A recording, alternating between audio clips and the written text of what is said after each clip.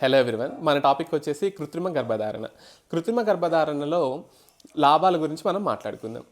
ఒక దున్నపోతు కానీ ఆంబోతు కానీ ఆవును కానీ గేదెను కానీ క్రాసింగ్ చేసిందండి. అప్పుడు ఆంబోతు కానీ దున్నపోతు కానీ స్ఖలనం చేసిన వీర్యము ఒక్క టర్మ్కి అయిపోతుంది. మనం ఒక గేదెను కానీ ఆంబోతుని కానీ తీసుకెళ్తే ఎన్నిసార్లు క్రాసింగ్ చేపిస్తాం? 3 to 4 times అయితే కంపల్సరీ చేయించుకుంటాం మనం. అయితే ఒక్కసారి స్ఖలనం చేసిన వీర్యము ఒక గేదెకి ఒక్కసారిలోనే అయిపోతుంది. అదే మనము సెమెన్ స్ట్రాస్లోకి వెళ్తే అది 50 పశువులకు ఉపయోగపడుతుంది అనమాట. ఒక సంవత్సరంలో ఒక ఆంబోతు కానీ దున్నపోతు కానీ 100 యానిమల్స్ని క్రాస్ చేసింది అనుకుందాం. అదే 100 యానిమల్స్కి ఉపయోగపడిన స్పోమ్ అనేది సెమెన్ స్ట్రాస్లోకి మనం కన్వర్ట్ చేస్తే 10,000 పశువులకు ఉపయోగపడుతుంది అనమాట.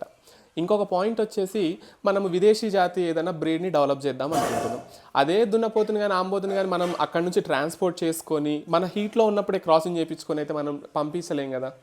అదే సెమన్ని అక్కడ శాస్త్రీయ పద్ధతిలో సేకరించి అదే స్పోమ్ని తీసుకొని వచ్చి ఆ స్ట్రాస్లో తీసుకొని వచ్చి మనం యూస్ చేసుకోవటం వల్ల మనకి అదే విదేశీ జాతి బ్రీడ్ని పొందే అవకాశం ఉంటుంది. ఇంకొకటి మెయింటెనెన్స్ ఛార్జ్. ఇప్పుడు మనం మనకి షెడ్లో ఉంది, మనం ఒక దున్నపోతుని మెయింటైన్ చేద్దాం అనుకుంటున్నాం. ఆ హీట్లోకి వచ్చినప్పుడే అది మనకు ఉపయోగపడుతుంది. కానీ అప్పుడు నార్మల్ టైంలో దాన్ని మనం మేపుతూనే ఉండాలి, ఆ ఖర్చు అంతా కూడా బర్డెనే కదా. ఇది అనుకోండి, ఎప్పుడైనా మారుమూల గ్రామాల్లో కూడా మనం సెమెన్ స్ట్రాస్ని తీసుకొని వెళ్ళి యూస్ చేసుకోవచ్చు. ఇంకొక పాయింట్ వచ్చేసి, ఈరోజు మన దగ్గర మన ఫామ్లో దున్నపోతు చనిపోయింది. నెక్స్ట్ డే మార్నింగ్ అది ఈరోజు ఈవినింగే హీట్లోకి వచ్చింది అనుకోండి గేదె, మనం ఏమైనా క్రాసింగ్ చేయించగలుగుతామా?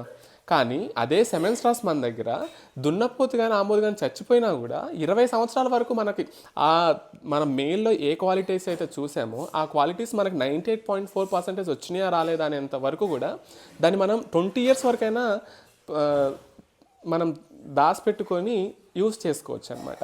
ఇంకొకటి, మన దగ్గర ఉన్న దున్నపోతుకి ఏదో కాలుకో ముందల ఏదన్నా యాక్సిడెంట్ అయింది, అంగవైకల్యం వచ్చింది అనుకుందాం, కానీ జాతి లక్షణాలు మంచిగా ఉన్నాయి, కానీ మనకు క్రాసింగ్కి ఉపయోగపడదు.